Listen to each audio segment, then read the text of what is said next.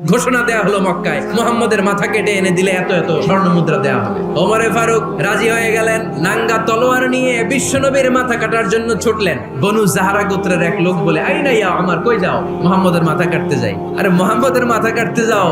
তোমার বোন আর তোমার বোন জামাই সাঈদ এরা তো ধর্ম ত্যাগ করে ফেলছে, এটা তো আমাদের ধর্ম ত্যাগ করে মুহাম্মদের ফলোয়ার হয়ে গেছে।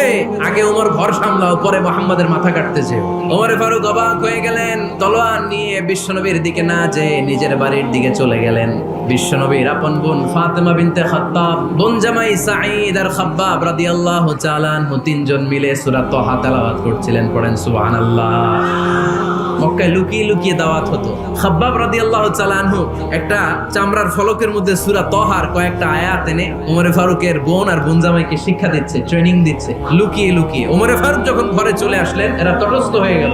সাইয়েদনা খাব্বাব বিছানার তলায় লুকিয়ে গেলেন। ওমরে ফারুক বললেন, দরজা খোলো।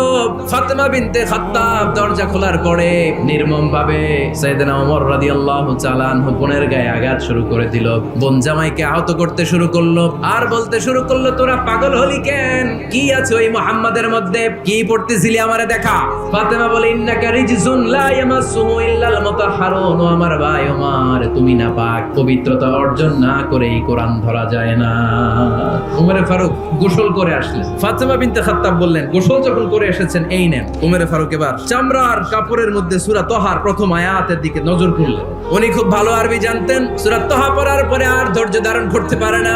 ওমরে ফারুক ছোট্ট বাচ্চার মতো কান্না শুরু করে দিলেন। আল্লাহু আকবার। সূরা তাহাটা হাতে নিয়ে, তলোয়ারটা হাতে নিয়ে বিশ্বনবীর দিকে ছুটতে আরম্ভ করলেন। আইনা মুহাম্মদ। বিশ্বনবী তখন সাফা পাহাড়ের পাদদেশে দারুল আরকাম ইবনে আলকামের ঘরে লুকিয়ে লুকিয়ে কোরআনের দাওয়াত দিতেন। ওমরে ফারুককে পাগলের মতো ছুটে আসতে দেখে বিশ্বনবীর চাচা হামজা ইবনে আব্দুল মুত্তালিব বলল, নবী আপনি পালান। বিশ্বনবী বললেন, না আমি পালাবো না, বরং তোমরা সরে যাও। ওমর ইবনুল খাত্তাবকে আমার দরবার পর্যন্ত আসতে দাও।